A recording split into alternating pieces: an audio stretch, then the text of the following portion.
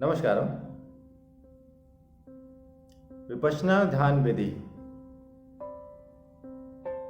एक ऐसी विधि जिसके द्वारा गौतम बुद्ध बुद्धत्व को उपलब्ध हुए और इसी विधि द्वारा संसार में सर्वाधिक लोग बुद्धत्व को उपलब्ध हुए हैं।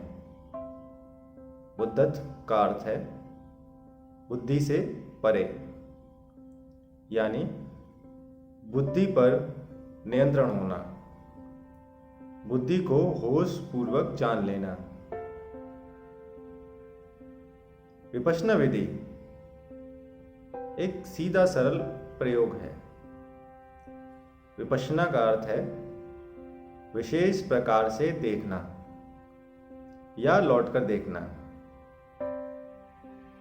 इस विधि में हम श्वास को साक्षी भाव होकर देखते हैं। सांस बाहर आ रही है और श्वास बाहर जा रही है, और जहां क्षण भर के लिए रुक रही है उसे भी हम साक्षी भाव होकर देखते हैं। इस विधि में हम श्वास को उसके स्वाभाविक रूप में देखते हैं। श्वास से छेड़खानी नहीं करते। अगर श्वास ऊबड़ खाबड़ है या तेज चल रही है या धीरे चल रही है, बस हम उसे साक्षी भाव होकर देखते हैं।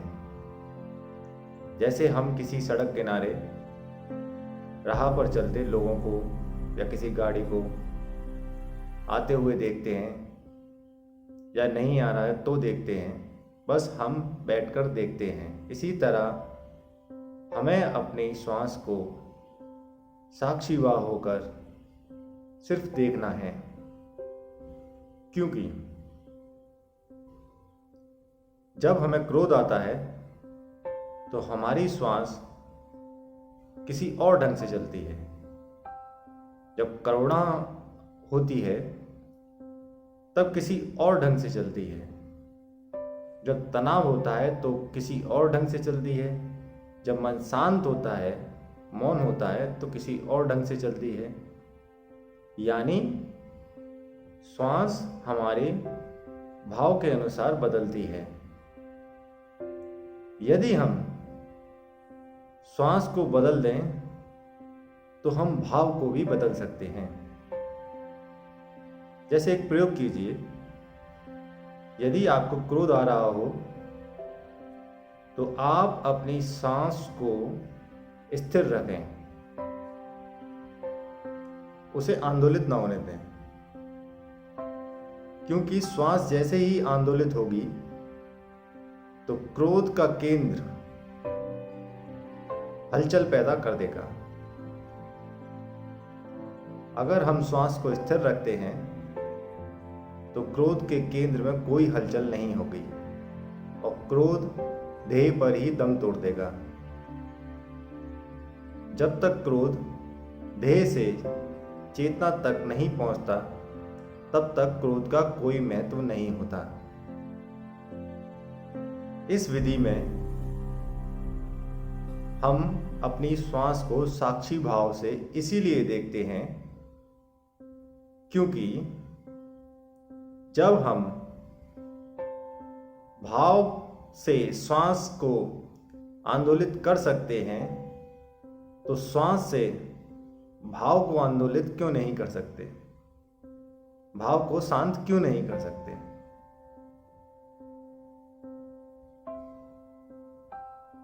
इसका प्रयोग आप कहीं भी कर सकते हैं, चाहे आप दफ्तर में हो या आप दुकान में हो या किसी बस में बैठे हो या बाइक चला रहे हो। आप इसे कहीं भी कर सकते हैं और किसी को पता भी नहीं चलेगा कि आप विपश्यना ध्यान कर रहे हैं। आप इसे लेट कर भी कर सकते हैं, कहीं बैठ कर भी कर सकते हैं, क्योंकि इसके लिए कोई जरूरी आसन लगाने की आवश्यकता नहीं है। आप सिर्फ इसे साक्षी भाव से देखते रहें और जब आप श्वास को अपने साक्षी भाव में देखते हैं, तब आपको मैं मन नहीं हूं, मैं शरीर भी नहीं हूं, इस अनुभव की अनुभूति होती है। तो ध्यान में रहें, होशपूर्ण रहें, आनंद में रहें। धन्यवाद।